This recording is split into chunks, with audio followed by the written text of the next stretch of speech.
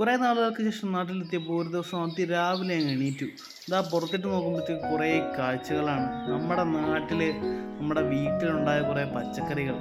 അതാണ് നമ്മുടെ ഇന്നത്തെ വീഡിയോയിൽ കാണിക്കാൻ പോകുന്നത്. അതായത് നമുക്ക് കുറേ പച്ചക്കറികൾ ഐറ്റംസ് നമ്മുടെ ഈ വീടിൻ്റെ പരിസരത്തുണ്ട്. തക്കാളിയാണ് വരുന്നത്. തക്കാളിയുണ്ട്, പിന്നെ അങ്ങോട്ട് വരുമ്പോൾ കുറേ തക്കാളികളൊക്കെ പോയതുണ്ട്. പിന്നെ അങ്ങോട്ട് വരുമ്പോഴത്തേക്കും കുറച്ചങ്ങോട്ട് മാറി നല്ല പടവലം കിടപ്പുണ്ട്. ഇഷ്ടം പോലെ പടവലം ഉണ്ടായിരുന്നു, ഇപ്പോൾ കുറഞ്ഞാണ്. പിന്നെ അവിടെ എവിടെയൊക്കെ മറ്റേ ഇതിട്ട് പേപ്പറിട്ട് ചുറ്റി വെച്ചിട്ടുണ്ട്, കേടാവാതിരിക്കാൻ വേണ്ടിയിട്ടാണ്. നല്ല വലിയ പടവലമാണ്. പിന്നെ അത് കഴിഞ്ഞ് കഴിഞ്ഞാൽ മുളകുണ്ട്. അങ്ങോട്ട് മാറുമ്പോഴത്തേക്ക് കുറച്ച് മുളകുണ്ട്. പിന്നെ പാവയ്ക്ക, ഇത് രുദ്രാക്ഷ പാവയ്ക്ക എന്ന് പറയും നമ്മുടെ നാട്ടിൻപുറത്തൊക്കെ. ചെറിയ പാവയ്ക്കയാണ്. അത് നല്ലതാണ്, തോരൻ വെക്കുമ്പോഴത്തേക്കും നല്ല പാവയ്ക്കയാണ്, ഹെൽത്തിയാണ്. പിന്നെ കുറേ ഐറ്റംസ് അങ്ങോട്ടും ഇങ്ങോട്ടും മാറ്റി നമ്മുടെ പറമ്പിൻ്റെ സൈഡുകളിലായിട്ടുണ്ട്. ചീരയുണ്ട്, പിന്നെ കുറച്ച് ചീര അവിടെ ഇവിടെയൊക്കെ ആയിട്ടുണ്ട്. നല്ല മുളകുണ്ട്, നല്ല ഗ്രീൻ ചില്ലീസ്, ഐസക്കെ, നല്ല കിടില സാധനം. പിന്നെ വരുമ്പോൾ കൂടുതലും മുളകുകളാണ് കേട്ടോ. നമ്മുടെ ആവശ്യത്തിന് വേണ്ട മുളകുകളൊക്കെ ഇവിടുന്ന് തന്നെയാണ് പറിച്ചെടുക്കുന്നത്. നല്ല മുളകുകളാണ്. പിന്നെ നമ്മൾ അങ്ങോട്ട് വരുമ്പോഴത്തേക്കും ഇവിടെ കുറച്ച് മറ്റേ ഈ പടവലമൊക്കെ പടത്താൻ വേണ്ടിയിട്ടാണ് ആ കയറ് കെട്ടിയിട്ടിരിക്കുന്നത്. പിന്നെ കുരുമുളകുണ്ട് നമ്മുടെ പറമ്പിൽ, നല്ല കുരുമുളക് നിൽപ്പുണ്ട്. കുരുമുളക് എന്ന് പറഞ്ഞു കഴിഞ്ഞാൽ നല്ല കുരുമുളകാണ്. പിന്നെ കുറച്ച് പൂക്കളുണ്ട്, ചീനിയുണ്ട്. ചീനി മീൻസ് കപ്പയുണ്ട്. ഓ മൈ ഗാഷ്, പുളിയാണ്, കൊഞ്ചുപുളി എന്നൊക്കെ പറയും നമ്മളിവിടെ. അങ്ങനെ അധികം ഇത് ഒരുപാടുള്ളത് കൊണ്ട് ഇങ്ങനെ വീണ് പോവുകയാണ്. അങ്ങനെ നമ്മൾ എടുക്കാറൊന്നുമില്ല അധികം.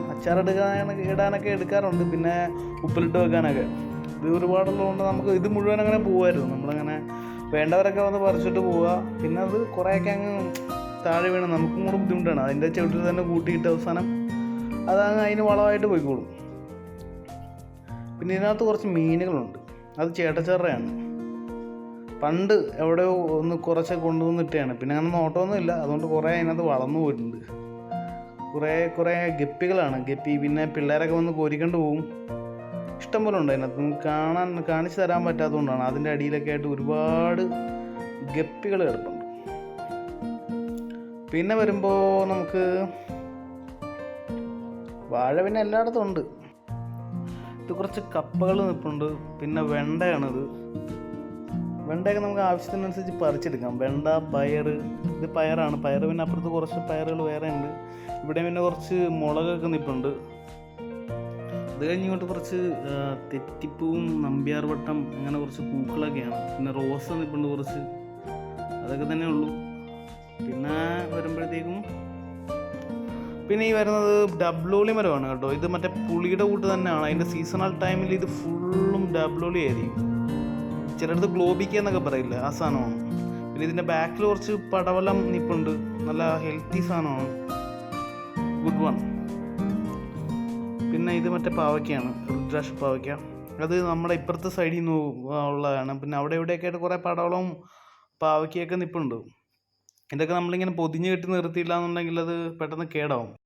ഇതിവിടെ വരുന്നവർക്കൊക്കെ കൂടുതൽ കൊടുത്തു വിടാറാണ് പതിവ്. വത്സലേമയാണ് ഈ കൃഷിത്തോട്ടത്തിൻ്റെയൊക്കെ ഓണർ. ഇത് മുഴുവൻ വത്സലേമ ഒറ്റയ്ക്ക് ഉണ്ടാക്കിയിട്ട് തേക്കുന്നതാണ്.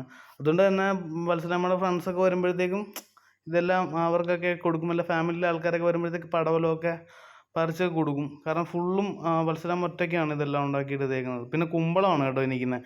നല്ല നമ്മുടെ നെയ്ക്കുമ്പളം എന്നൊക്കെ പറയുന്ന സാധനമില്ല, അതാണ് കുമ്പളങ്ങയാണത്. അപ്പോൾ പിന്നെ അത്രയൊക്കെ ഉള്ളൂ. ഇത് തന്നെ. Bye bye.